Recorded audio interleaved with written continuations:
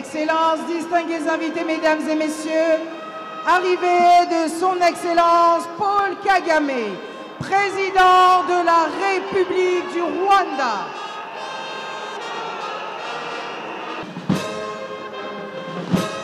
His Excellency, President Paul Kagame, President of the Republic of Rwanda.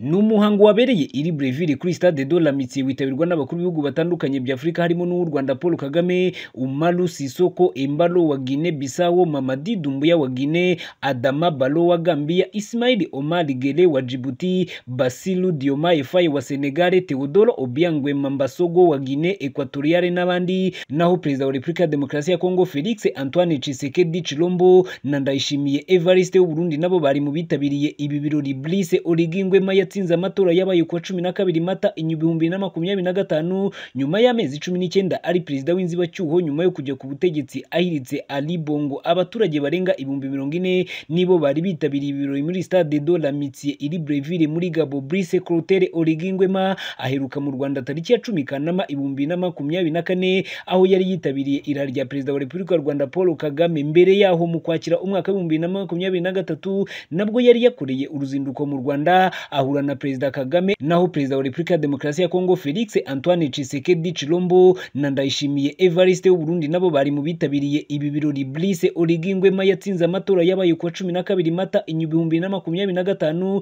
nyuma y'amezi 19 ari perezida w'inzibacyuho nyuma yo kujya ku butegetsi ahiritse Ali Bongo. Abaturage barenga 40,000 nibo bari bitabiriye ibirori muri Stade de l'Amitié iri Breville muri Gabo. Brice Clotaire Oligui Nguema aheruka mu Rwanda tariki ya 10 Kanama 2024 aho yari yitabiriye irari rya perezida wa Repubulika y'u Rwanda Paul Kagame. Mbere yaho mu kwakira umwaka 2023 nabwo yari yakoreye uruzinduko mu Rwanda ahura na Perezida Kagame. Icyo gihe ibiganiro byabo bombi byibanze ku nzira y'inzibacyuho muri Gabo, umutekano ku mugabane wa Afrika no mu bihugu bigize umuryango w'ubukungu byo muri Afrika yo hagati ECAC, ndetse no kurebera hamwe uburyo u Rwanda na Gabo byagirana ubufatanye mu nzego zitandukanye. Gabo ni igihugu gikungahaye ku bucukuzi bwa peteroli, ubucuruzi bw'imbaho ndetse n'amabuye y'agaciro. U Rwanda na Gabo bikaba bisanzwe bifitanye imikoranire n'ubuhahirane binyuze mu bwikorezi bwo mu kirere, aho sosiyete nyarwanda ya Rwandair ikorera ingendo iri Breville muri Gabo, murwa mukuru w'iki gihugu.